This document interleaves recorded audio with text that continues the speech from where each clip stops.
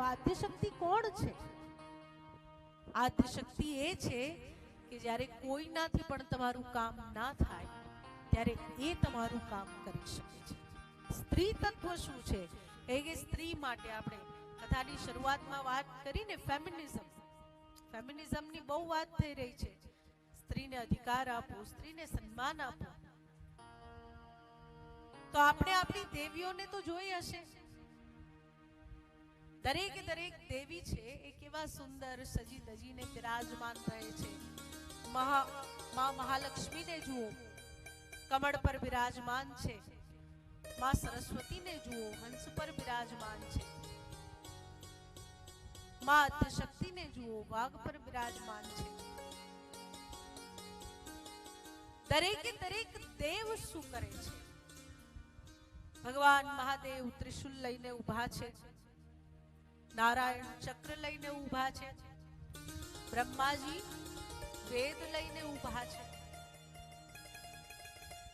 સર્જન કરતા બ્રહ્માજી જ્ઞાનનું પણ દાન કરે છે.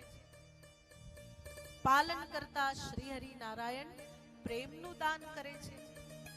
ને સંહાર કરતા શિવ એ વૈરાગ્યનું દાન કરે છે. પણ જ્યારે આ ત્રણેયથી કંઈ ના થાય, જ્યારે ઇન્દ્ર, વરુણ, અગ્નિ, વાયુ કોઈનાથી કંઈ ના થાય, ત્યારે બધા મળીને દેવીની શરણે જાય છે. સ્ત્રી તત્વમાં ક્યારેય કંઈ ઓછું હતું જ નહીં. એ તો આપણે બનાવી દીધું કે ઓછું છે. મા આદ્યશક્તિ જગત જનનીની આ કથા છે.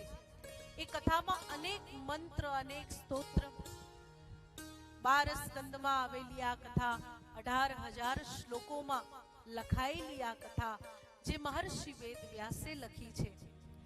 અને સૂતજી મહારાજ શૌનકાદી ઋષિઓને આ કથા સંભળાવી રહ્યા છે.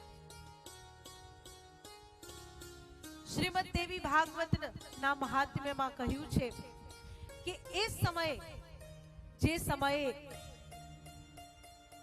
આ કથાના શ્રવણની વાત આવી કે કોના દ્વારા આ કથા સંસાર સુધી પહોંચાડવામાં આવે, તો શ્રીમદ ભાગવતના શ્રોતા બન્યા છે સુખદેવજી મહારાજ, પરીક્ષિતજી મહારાજ, અને વક્તા બન્યા છે સુખદેવજી મહારાજ. એમ શ્રીમદ દેવી ભાગવતના શ્રોતા બન્યા છે પરીક્ષિતજી મહારાજના પુત્ર મહારાજ જન્મેજય, અને વક્તા બન્યા છે વ્યાસજી મહારાજ પોતે. એ સમયે જ્યારે પરીક્ષિતજી મહારાજ મૃત્યુના સમીપ પહોંચે, સ્વીકાર કરી લે છે કે હવે મને કોઈ દુઃખ નથી, હવે મને કોઈ સંતાપ નથી, હવે હું મારા દેહને છોડવા માટે તૈયાર છું.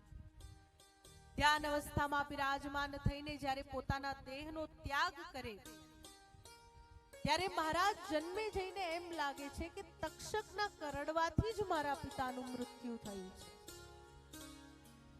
અને એટલા બધા ક્રોધિત થાય કે સર્પ સત્ર કરે, અને સર્પ સત્ર કરતા દરેક સર્પને બોલાવીને આહુતિ આપે છે.